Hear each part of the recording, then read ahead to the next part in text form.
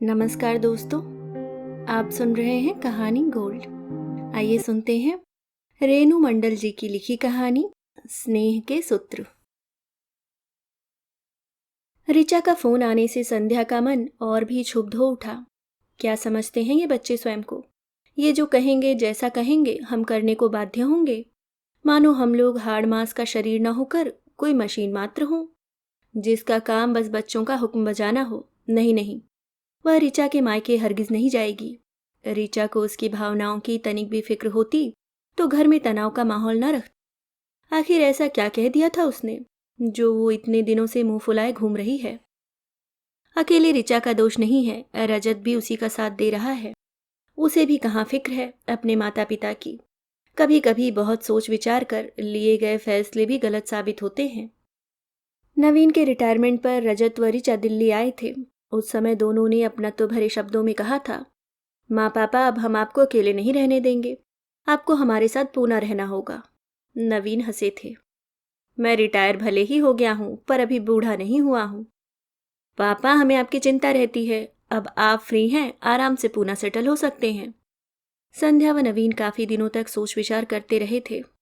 नवीन का दिल्ली में अच्छा फ्रेंड सर्कल था। एक दिन तो हमें बच्चों के पास जाकर रहना ही पड़ेगा, तो क्यों ना अभी जाएं। अभी वे हमें बुला रहे हैं, कल को उम्र बढ़ने पर शरीर अशक्त हो गया और बच्चों ने नहीं बुलाया, तब क्या करेंगे? संध्या की बात से नवीन सहमत हो गए। पूना पहुंचकर उन्हें सुकून मिला। रजत और ऋचा उनका ध्यान रखते थे। संध्या को लगा उनका बुढ़ापा आराम से कट जाएगा, पर कुछ माह ही बीते होंगे कि कुछ बातें उन्हें बुरी तरह से खटकने लगी। ऋचा व रजत की अपनी ही दुनिया थी। दोस्तों के यहाँ खूब आना जाना होता। ऋचा का मायका कुछ ही दूरी पर था। घर में उसकी मम्मी मीना व छोटी बहन अनु थे। पापा का 2 वर्ष पूर्व स्वर्गवास हो चुका था। उनकी जगह पर मीना को बैंक में नौकरी मिल गई थी। घर में कोई पुरुष मेंबर न होने के कारण मीना अपने हर काम में रजत की राय लेती।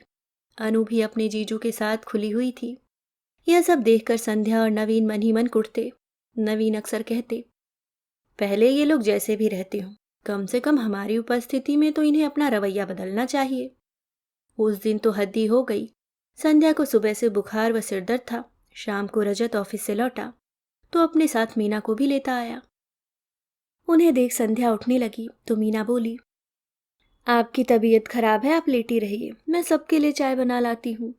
थोड़ी देर में मीना चाय और पकौड़े बना लाई। पकौड़े देख रजत चहका, अरे वाह, आपको कैसे पता मेरी पकौड़े खाने की इच्छा हो रही थी?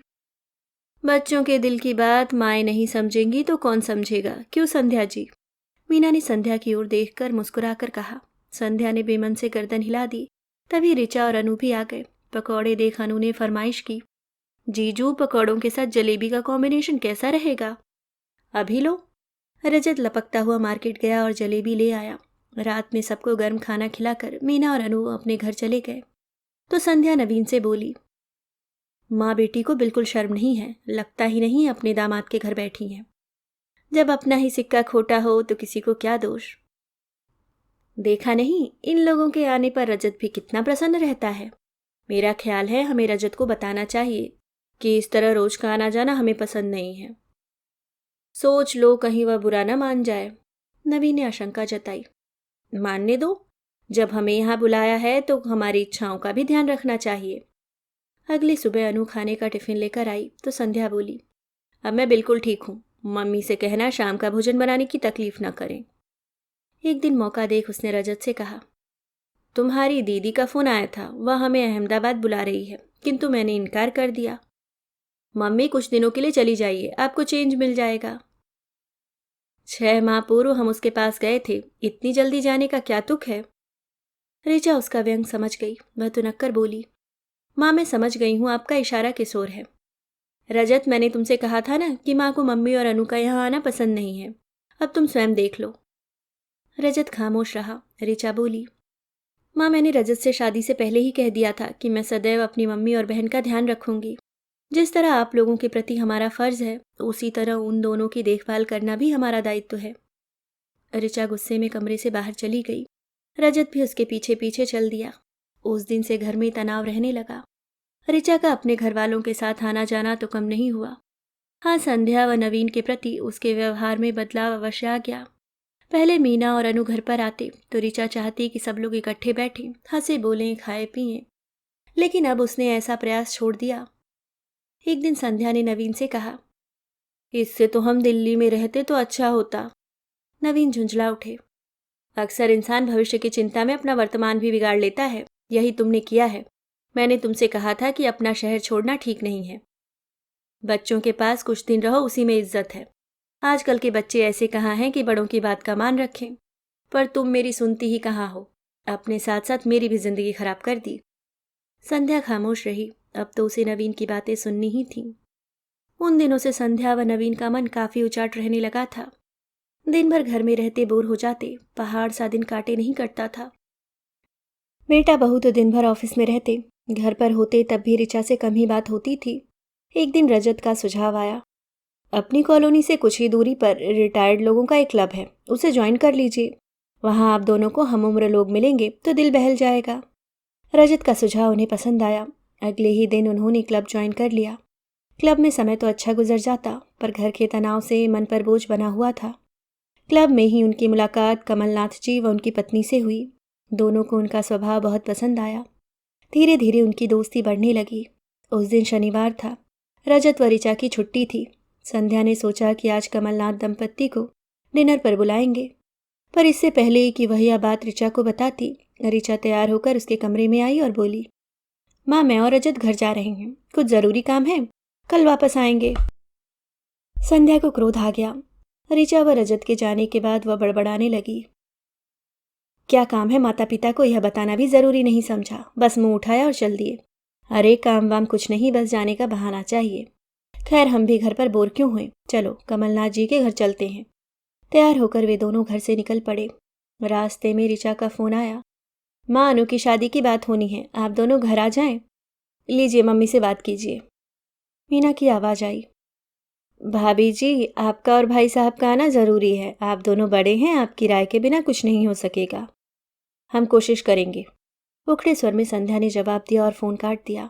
थोड़ी देर में वे दोनों कमलनाथ जी के घर पहुंचे। कमलनाथ जी अपनी पत्नी के साथ गेट पर ही मिल गए। साथ में एक सज्जन भी थे। नवीन व संध्या का स्वागत करते हुए उन्होंने कहा, इनसे मिलिए, ये हमारे समधी डॉक्टर ब्रजेश हैं, हमारी बहू के पिताजी। नवीन ने उनसे हाथ मिलाया।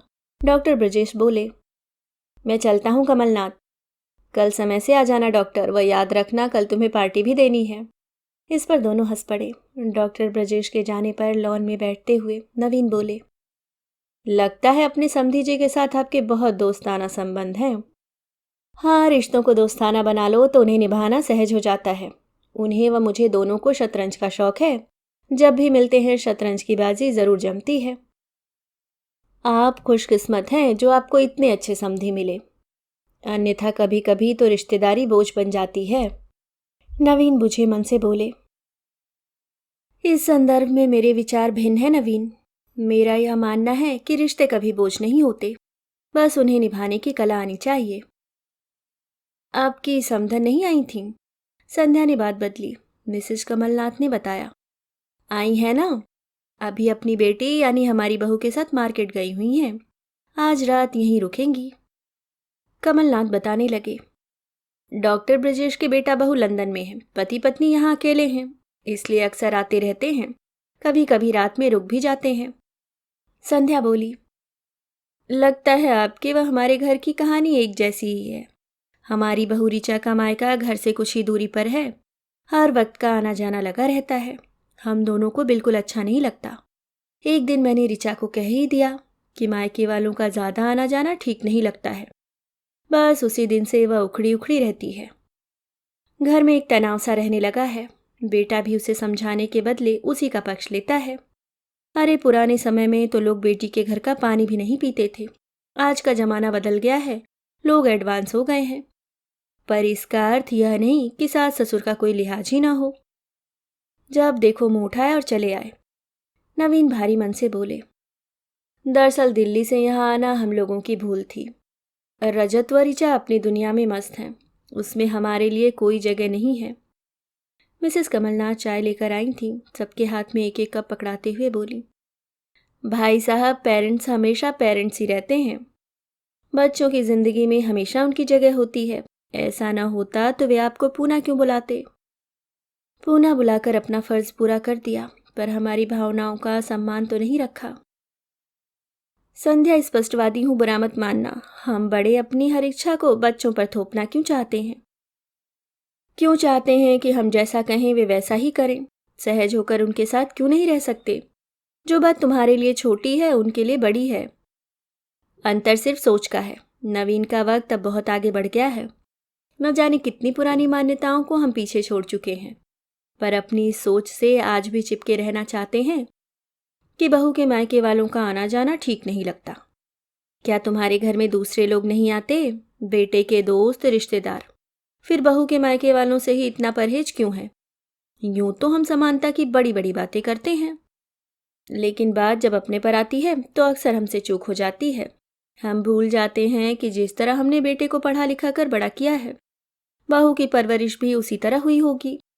हमें अपने बेटे से अपेक्षाएं रहती हैं, तो बहू का भी अपने माता पिता के प्रति कुछ फर्ज बनता है। विवाह सिर्फ दो व्यक्तियों को ही आपस में नहीं जोड़ता, बल्कि इससे दो परिवार भी स्नेह के सूत्र में बनते हैं। हमारे बेटे की जब शादी हुई तब हम दोनों ने सोच लिया था कि बहू के साथ साथ हम उसके परिवार को भी खुले मन से स्वीकारेंगे। अपने पेरेंट्स के लिए वह जो भी करना चाहेगी उसमें भरपूर सहयोग देंगे। सकारात्मक होकर जब हम रिश्तों के तार दूसरों से जोड़ते हैं तो सकारात्मक असर होता है। आपको जो भी हमारे घर का सौहार्दपूर्ण वातावरण दिखाई दे रहा है, इसकी वजह यही है कि हम बच्चों की जिंदगी में दखल अंदाजी नहीं करते, उनसे अधिक अपेक्षाएं नहीं रखते, बस एक सहयोगी की भूमिका निभाते हैं। नवीन, यह ध्यान रखो, बेटा तुम्हारा ही है, फिर भी पराया हो चुका है। एक नए बंधन में बंध चुका है। अब उसकी एक नई दुनिया है, जिसमें बेवजह की दखल अंदाजी करने से रिश्ते बिगड़ सकते हैं। बदलते समय के साथ अपने व्यवहार व सोच में परिवर्तन लाओ, ताकि बच्चे तुमसे खुलकर बात कर सकें, तुम्हारी कंपनी को एंजॉय कर सकें। संध्या मंत्रमुग्ध सी कमलनाथ जी को सुन रही थी। उसे महसूस हुआ कि उसके मन की गांठें परत दर परत खुल रही है। अब तक बंद पड़े जेहन के दरवाजे खुल गए हैं और शीतल मंद बयार बहने लगी है। अब वह स्वयं को बहुत हल्का महसूस कर रही थी। सच, यदि सकारात्मक सोच हो तो परिस्थितियों का स्वरूप ही बदल जाता है। जिसे वह मीना जी की अनाधिकृत कोशिश मानती थी, अब लग रहा था वह उनका स्नेह व अपनापन था। नवीन भी कमलनाथ जी के विचारों से अभिभूत थे। कह रहे थे, मैं आपका सदैव आभारी रहूंगा। सही समय पर आपने हमारी सोच की दिशा बदल दी, हमें परिस्थितियों को देखने का एक नया नजरिया दिया। आज हम उम्र के जिस पड़ाव पर हैं, उस पर हमें इन छोटी छोटी बातों से ऊपर उठकर कुछ उद्देश्यपूर्ण सोचना चाहिए। कमलनाथ जी ने मुस्कुराकर सहमति जताई। संध्या बोली, अब हमें चलना चाहिए। ऋचा व उसकी माँ हमारी प्रतीक्षा कर रही होगी। कमलनाथ व उनकी पत्नी से विदा लेकर संध्या व नवीन पुनः अपने रिश्ते को स्नेह के सूत्र में बांधने के लिए ऋचा के मायके की ओर चल दिए। अभी आप सुन रहे थे रेणु मंडल जी की लिखी कहानी स्नेह के सूत्र। उम्मीद करती हूँ दोस्तों कहानी आपको पसंद आई होगी। धन्यवाद।